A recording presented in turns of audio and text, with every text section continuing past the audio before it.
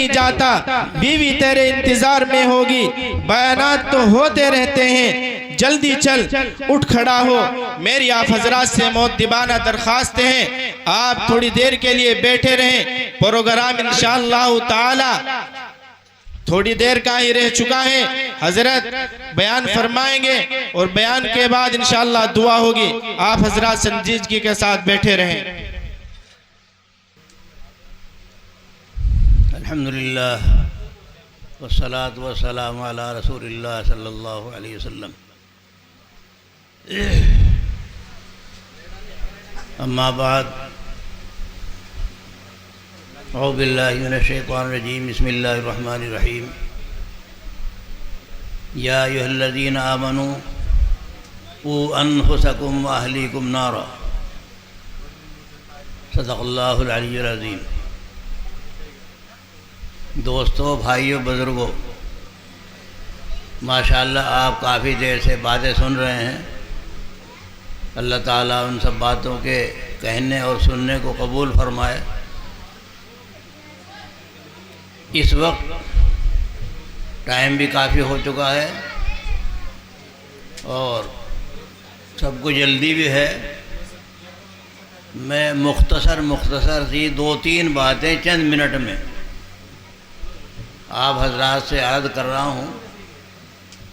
2-3 بات چھوٹی چھوٹی ہیں اور چند ہی منٹ میں آپ سے گزارش کر رہا ہوں۔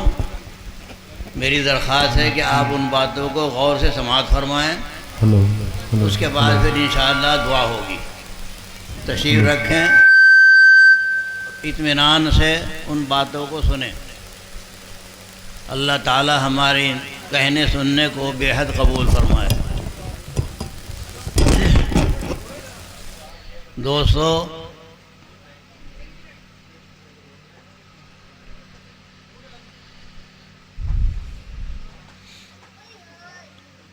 پہلے تو میں آپ کے سامنے جو ایک قرآن کریم کی آیت تلاوت کی ہے، اس کا ترجمہ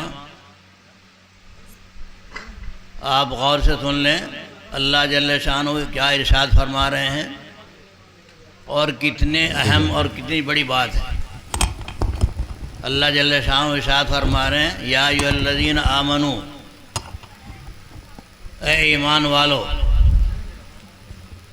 قوا انفسکم واہلیکم نارا، یاد رکھو تم اپنے آپ کو اور اپنے اہل و عیال کو، اپنے بچوں کو، بڑوں کو دوزخ کی آگ سے بچا لو۔ دوستو، جتنا بھی ہم کام کر رہے ہیں، مدارس کا ہو، مساجد کا ہو، عبادت کا ہو، سب سے بڑی چیز ایمان ہے۔ دنیا میں سب سے بڑی نیکی، اور یہ سمجھ لیجئے کہ اللہ کا سب سے بڑا احسان وہ ہے کہ جو اللہ نے کسی کو ایمان کی توفیق عطا فرما دی۔ ایمان سب سے بڑی دولت، سب سے بڑی نیکی، اور کفر جو ہے سب سے بڑی نافرمانی، سب سے بڑی مخالفت، اور اللہ تعالیٰ کی سب سے بڑی لعنت ہے۔ اس لیے اللہ تعالیٰ نے ایمان کے ساتھ ہمیں نوازا، اللہ کا فضل احسان ہے، اس کا شکر ادا کرتے رہنا چاہیے ہمیں، اور ہمیں ہر وقت دعا کرتے رہنا چاہیے اپنے لیے بھی اور تمام متعلقین کے لیے بھی اور پوری امت کے لیے بھی، کہ اللہ تعالیٰ ہمیں دولت ایمان کے ساتھ دنیا میں رکھے اور دولت ایمان کے ساتھ اللہ تعالیٰ دنیا سے رخصت فرمائے۔ اگر دولت ایمان ہمارے پاس ہے تو سب کچھ ہے، اور اس دولت ایمان کے لیے ہی یہ سارے انتظام کیے جاتے ہیں، سارے کام کیے جا رہے ہیں۔ دوستو، یہ بات سمجھ لیں کہ ہمارے ذہن میں یہ بات ہے کہ ہم مسلمان ہیں، اور ہم تو مسلمان کے گھر پیدا ہو گئے تو مسلمان ہیں ہی، ہمارے پاس تو ایمان کی دولت ہے ہی۔ یہ بالکل خیال غلط ہے، ایسا نہیں ہے، نہ ایسا سوچیں۔ نبی اکرم صلی اللہ تعالیٰ علیہ وسلم نے ارشاد فرمایا کہ ایمان بہت نازک چیز ہے، ایمان بہت نازک ہے، بہت بہترین ہے لیکن بہت نازک ہے۔ اس کی مثال ایسی بیان کی جیسا کہ اونٹ بہت اچھا جانور ہے،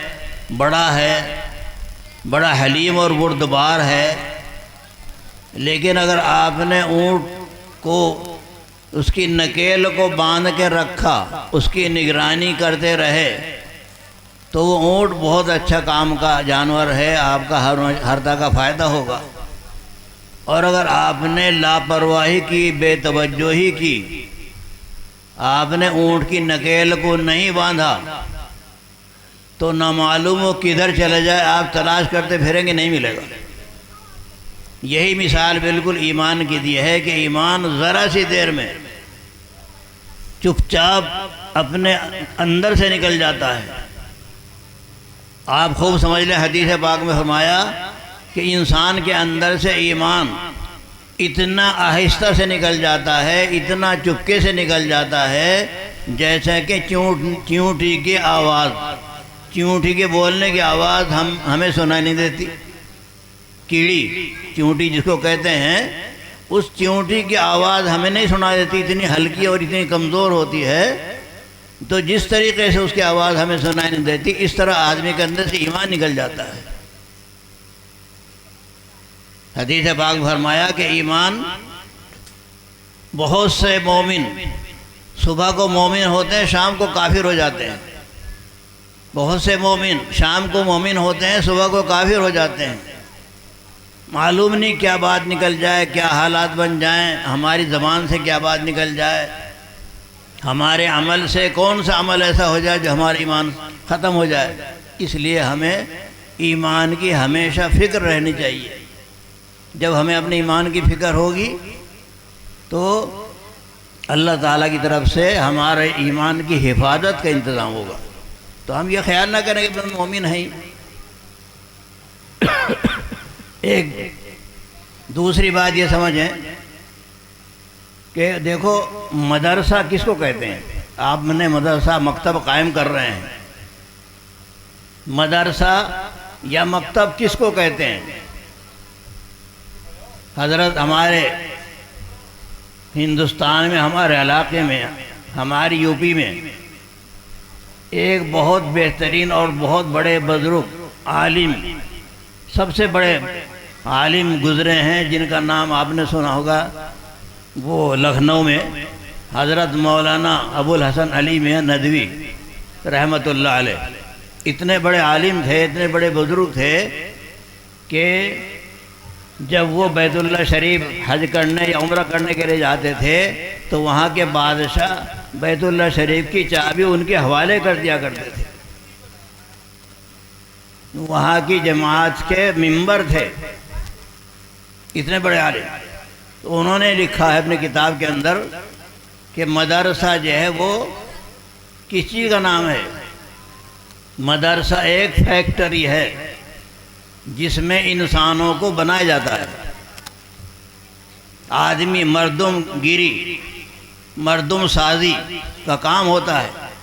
جس طرح فیکٹری میں کسی میں کچھ کام ہوتا ہے، کسی میں کچھ کام ہوتا ہے، کوئی چیز بنتی ہے، کسی میں تالے بن رہے ہیں، کسی میں جوتے بن رہے ہیں، کسی میں کپڑے بن رہے ہیں، کسی میں کچھ بنتا ہے۔ تو اس طرح فیکٹری میں جو سامان بنتا ہے، اسی طریقے سے مدرسہ ایک فیکٹری ہے جس میں آدمی بنائے جاتے ہیں، چھوٹے ہوں یا بڑے، انسان کو انسان بنایا جاتا ہے۔ اگر انسان انسان نہ بنے تو یہ جانوروں کی طرح ہے، بلکہ جانوروں سے ہی بدتر ہو جاتا ہے۔ تو انسان کو انسان بنانے کی فیکٹری جو ہے وہ اس کا نام مدرسہ ہے۔ یہ مدارس جتنے چل رہے ہیں یہ سب انسان کو انسان بنانے کے لیے ہیں، اور اللہ کا فضل ہے کہ ان مدارس کی برکت سے، ان مکاتب کی برکت سے اللہ تعالیٰ نے ہمارے ملک میں بہت دینی تعلیم کا، انسانیت کا رواج ایسا ہے کہ عرب تک کے لوگ اس پر رشک کرتے ہیں۔ اہل عرب جو دین کے مرکز ہیں وہ بھی اس پر رشک کرتے ہیں کہ وہ نظام، وہ حساب ہمارے یہاں نہیں جتنا کہ ہندوستان کے اندر ہے۔ اسی طریقے سے ایک بات اور سمجھ لیں کہ آج اس زمانے میں یہ پروپیگنڈا مستقل کیا جا رہا ہے اور ہمارے ذہنوں میں یہ بات آ رہی ہے کہ اہل مدارس، مدرسہ والے، مدرسہ کوئی چیز نہیں ہے، مدرسے میں رہنے والے بھوکے پیاسے رہتے ہیں، اس میں پڑھنے والے، پڑھانے والے ان کا کاروبار نہیں ہوتا، ان کو تنخواہ نہیں ملتی، ان کو پیسے نہیں ملتے، وہ بھیک مارتے ہیں، مانگتے پھرتے ہیں، ہر طرح طرح کی باتیں سامنے آتی ہیں۔ مقصد کیا ہے کہ مسلمان جو مدارس سے جڑا ہوا ہے اور مدارس سے جڑنے کی وجہ سے اللہ نے ان کو ایمان کی اور اسلام کی دولت سے نواز رکھا ہے، اور اتنا اعزاز جو پوری دنیا مسلمان کی طرف اور خاص طور سے ہندوستان کی طرف دیکھ رہی ہے، اس سے بدزن ہو جائے۔ اس بدزنی کے عالم میں یہ بات اچھی طرح یاد رکھیے، یہ مدارس دین کے قلعے ہیں۔ نبی اکرم صلی اللہ تعالی وسلم نے سب سے پہلے مدرسہ قائم کیا جس کا نام صفہ تھا۔ حضرات صحابہ رضی اللہ تعالیٰ عنہ طالب علم تھے، آپ استاد تھے، آپ نے خود فرمایا کہ میں معلم بنا کر بھیجا گیا ہوں۔ تو یہ مدارس اسی کی شاخ ہیں، اسی کی وہی بنیاد ہے، اور ہم ایسی چیزوں سے اگر بدزن ہوں گے تو یاد رکھیں ہم دین کے قلعوں سے بدزن ہمیں کیے جا رہا ہے۔ تو جتنا ہمیں بدزن کرنے کی کوشش کی جا رہی، ہمیں ان مدارس سے بدزن ہونے کی بجائے اور خوب محبت کرنی چاہیے۔ ہم خوب محبت کریں تو آپ یاد رکھیں کہ آپ اگر مدرسے سے محبت کریں گے، یاد رکھیے مدارس اور مساجد یہ جنت کے باغات میں سے باغ ہیں۔ جب آپ ان باغوں سے محبت رکھیں گے، جس باغ میں ہوں گے، تو اللہ تعالیٰ آپ کو جنت میں پہنچائے گا، جو ہمارا اصل مقصود ہے۔ اللہ اس سے راضی ہوگا۔ اس لیے آج اس زمانے میں زیادہ ضرورت ہے ہم مدارس کو قائم کریں اور مکاتب بنائیں اور ان سے محبت رکھیں۔ تو اس لیے اس وقت اور زیادہ ضرورت ہے اسے خیال کرنا۔ ہمیں بدزن کیا جا رہا ہے، مستقل اسکیمیں بنائی جا رہی ہیں اس بات کی کہ مدارس سے، مساجد سے بدزن ہو جائیں۔ اس لیے میں دوست بزرگوں اس کا خیال رکھتے ہوئے آخر میں آپ کو ایک حدیث سنا رہا ہوں اور اس کے بعد یہ بات پوری ہو جائے گی۔ رسول اللہ صلی اللہ علیہ وسلم نے فرمایا، کن معلماً او متعلماً او معینا لہما او محباً فلا تکون الخامسہ فتکون الحالقہ، وہ کما قال علیہ الصلوۃ والسلام۔ رسول اللہ صلی اللہ علیہ وسلم کی روایت ہے، حدیث ہے، یوں فرمایا تمام مسلمانوں کو، دیکھو 5 جماعتیں ہوتے ہیں، 5 یعنی 5 قسم کے آدمی ہوتے ہیں۔ ان 5 قسم کے آدمیوں میں سے تم 4 قسم کے ہو جاؤ، 5ویں نہ ہوئی جاؤ۔ تمام آدمی 5 قسم کے ہوتے ہیں، ان میں سے تم 4 قسم کے ہو جاؤ، کوئی سے بھی ہو جاؤ، لیکن 5ویں نہ ہوئی جاؤ۔ اگر 5 ہو جاؤ گے ہلاک اور برباد ہو جاؤ گے۔ وہ 4 قسم کیا ہیں اور 5ویں قسم کیا ہے، بس میں تھوڑی سی بات یہ آپ کو بتا رہا ہوں۔ آپ صلی اللہ علیہ وسلم نے فرمایا کہ دیکھو تمہارے اندر، اس پر دھیان کرو، غور کرو، یا تو تم معلم بنو، یعنی دین کی تعلیم پڑھانے والے اور پڑھانے والے بن جاؤ، تمہارے اندر ہمت ہو اور تم اس قابل ہو تو تم معلم بن جاؤ، دین کی تعلیم دو۔ اور اگر دین کی تعلیم دینے کی تمہارے اندر ہمت نہیں، اتنی گنجائش نہیں، یا تم اتنے پڑھے ہوئے نہیں ہیں، تو پھر بن جاؤ متعلم، یعنی پڑھنے والے بن جاؤ۔ تم جو ہے اگر معلم نہیں بن سکتے تو متعلم بن جاؤ، پڑھنے والے بن جاؤ۔ پڑھنے کے لیے یہ شرط نہیں ہے کہ آپ بچے ہی پڑھے گا، بلکہ سب کے لیے حکم ہے پڑھنے کا، بڑا ہو یا چھوٹا ہو۔ دین کی تعلیم حاصل کرنے کا سب کو حکم ہے۔ یہاں تک فرمایا کہ دین کی تعلیم کو گود سے لے کر قبر تک، گود سے لے کر قبر تک یہ پڑھنے کے لیے، پڑھتے رہو، حاصل کرتے رہو۔ تو یا تو معلم بنو یا متعلم بنو۔ اور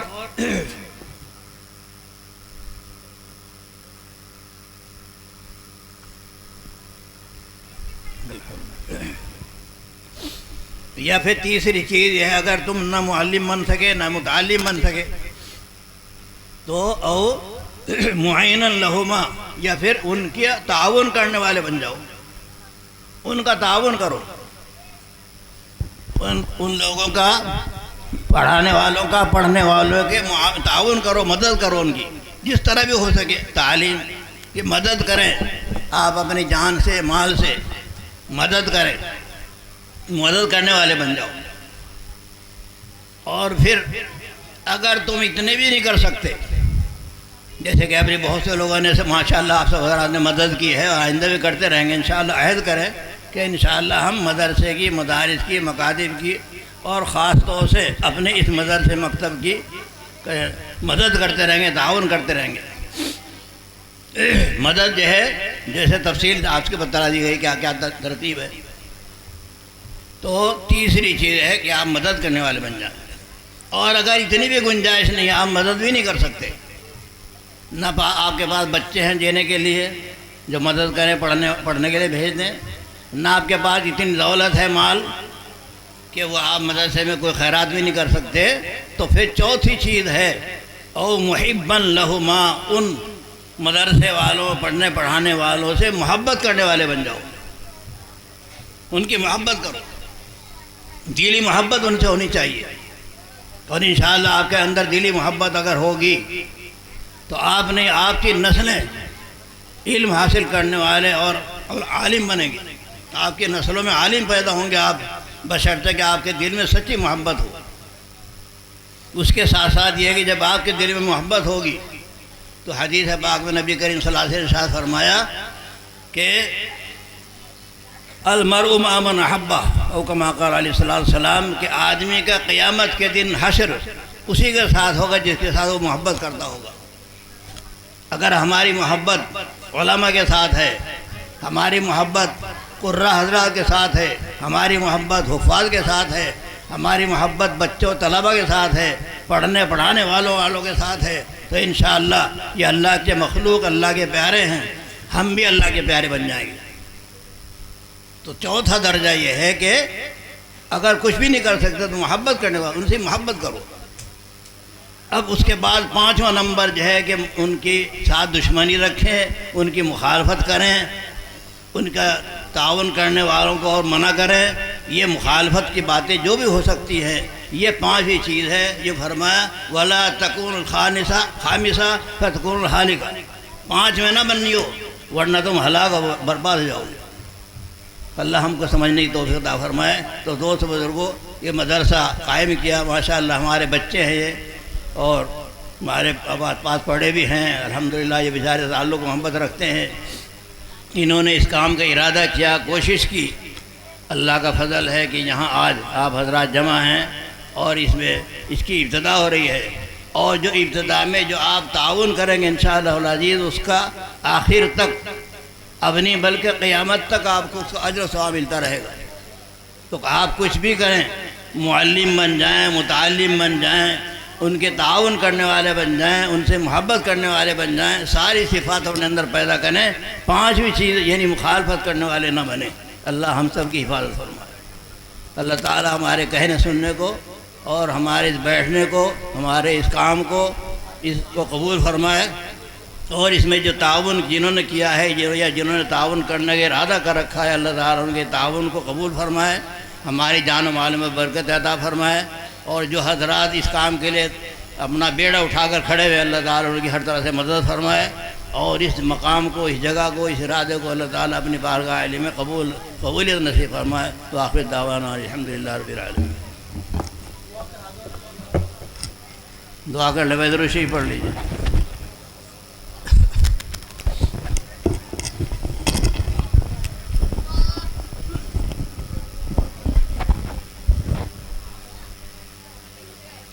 بسم اللہ الرحمن الرحیم، بسم اللہ الرحمن الرحیم، الحمدللہ رب العالمین، الحمدللہ رب العالمین، الحمدللہ رب العالمین، عدد خلقی ورضا نفسی وزنة عرشی ومداد کلماتی، اللہم لا احصی ثناء علیک انت کما اثنیت علی نفسک، اللہم انت السلام ومنک السلام والیک یرجع السلام، حینا ربنا بالسلام وادخلنا دار السلام، تبارکت یا ذا الجلال والاکرام۔